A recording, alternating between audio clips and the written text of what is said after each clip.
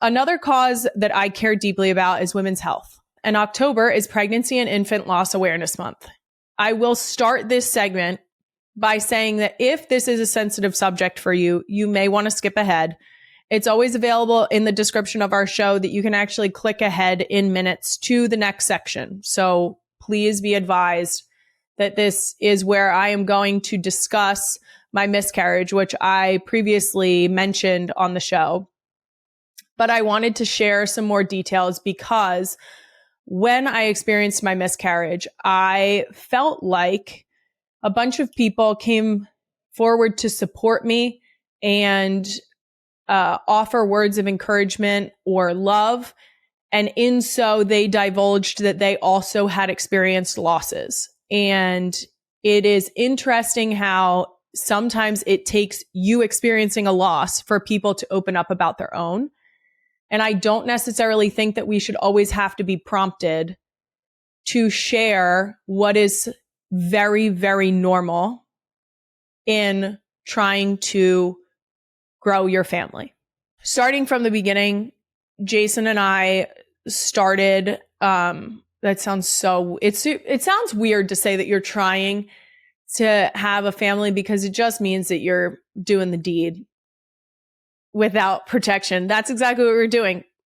And after a few months of trying without success, we had our first positive pregnancy test. I say we.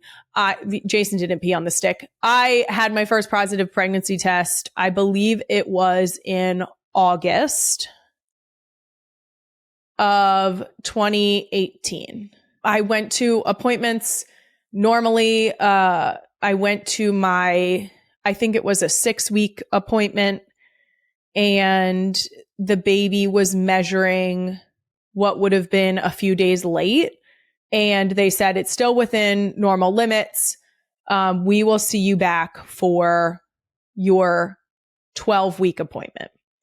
And I scheduled it for the week following that, which would have been my 13-week appointment, because we had travel plans.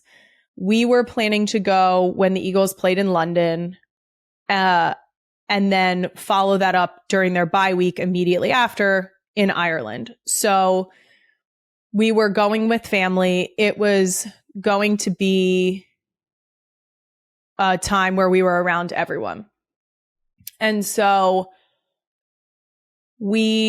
I was very much aware of the rate at which people lose pregnancies. And so I was very guarded about telling people outside of my immediate circle.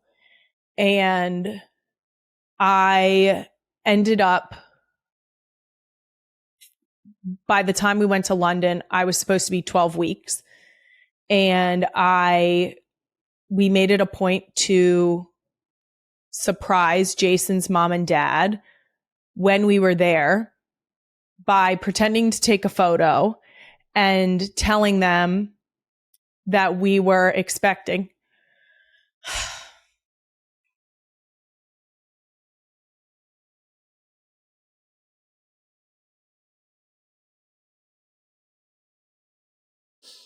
Okay.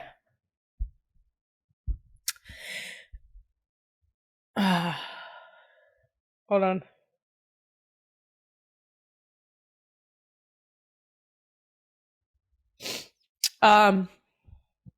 I got this. We surprised Jason's mom and dad with a video. We also surprised Jason's Aunt Judy and his grandmother, Grandma Mary, when we were in Cleveland. We surprised Travis with little baby booties. All of these interactions were recorded for like memory purposes. And I think the thought process was like, yes, maybe one day we'll sort of clip them together and share them. I emphasize the fact that like this still hurts after having 4 children, because it does. And it's okay for people who are still in their journey and not yet having gotten over the hump of like getting to meet your tiny humans that you're making. I am so sorry. For people who have experienced loss and who still have gotten to meet some of their tiny humans, I am also sorry, because it doesn't not hurt. When we got back from our family trip to Ireland, I went to my regularly scheduled what was supposed to be my 13-week appointment. And I went into one of the regular rooms, not the ultrasound room.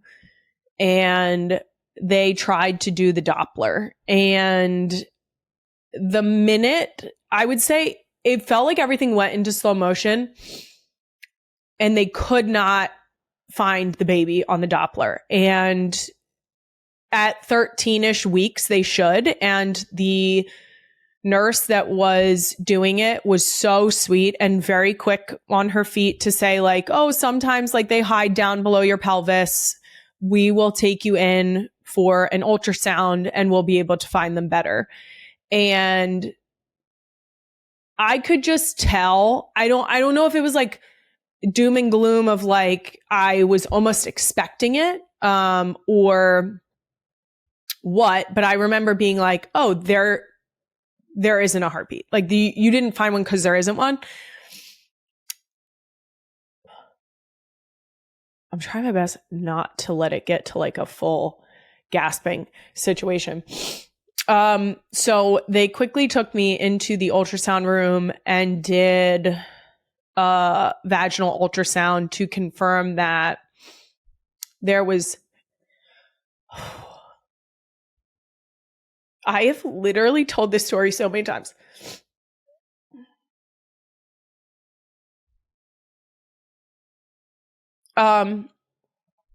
They confirmed that there was no heartbeat, and they estimated that the baby had stopped developing between, believe it was 9 and 10 weeks. So they couldn't tell me, essentially I had what you would refer to as a missed miscarriage.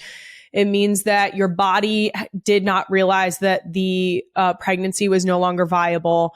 And so the shitty part is that you still have the placenta, which means you're still getting the hormones. And so you still feel like shit and you still feel like you're pregnant, and you're not. And so I ended up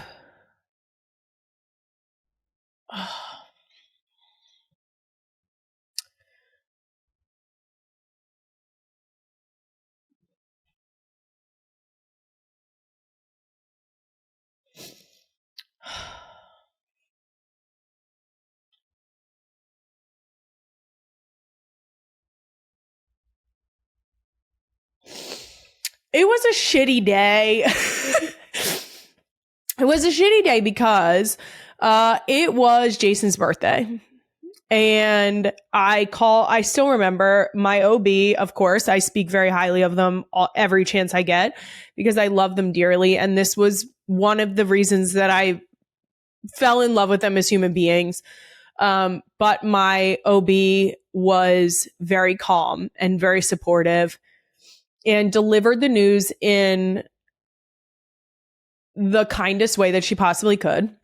And I ended up, because of how far along I was and because of potential risk with other options, we scheduled a D&E for 2 days later, that Wednesday. I still remember going to the car and calling my mom, which is not a good idea when you are heaving crying in the car. But I called my mom and told her that I couldn't tell Jason because it was his birthday, which seems very silly. It seems very silly because obviously I'm going to tell my husband what happened. And I did. And it was hard for both of us. I will say that having had that experience then messed with my brain for every consecutive pregnancy. So for Wyatt, we did not share that we were pregnant until I was after 20 weeks. I, for consecutive pregnancies, waited till I was at least 16 weeks. I Googled almost every week what the percentage likelihood was that a baby could survive, which sounds really dark.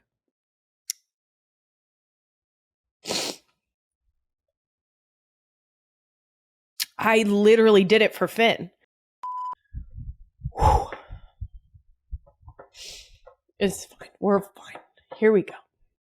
The things that helped me get through it were talking about it. I am a person who is an open book. Obviously, I talked about it with my mom, who also had experienced a loss. I talked about it with just about everyone. Because since that point, I have had friends or people that I know who have experienced a loss. And like I said, it never leaves you. And I always like to tell people, comparing miscarriages, comparing infant loss, comparing any of this between women, comparing is apples and oranges. It is scarring and stays with you in a way that is yours only. And whether you have a loss at 6 weeks or 13 weeks or whenever, that loss is real. So I think it's important to have people around you that understand what you're going through and who are in on the struggles that you're having and feeling. And I think it's really important to have an open dialogue with your doctors. I'm so sorry if you've experienced this. Like, truly sorry. Because it sucks. And there's really no other way to say it. It just sucks. This October, and actually every month of the year, women's health should be taken seriously and prioritized so that every woman going through something like this can get the care that she needs. I will be donating to some organizations that have made this their mission, and I hope that you will do the same.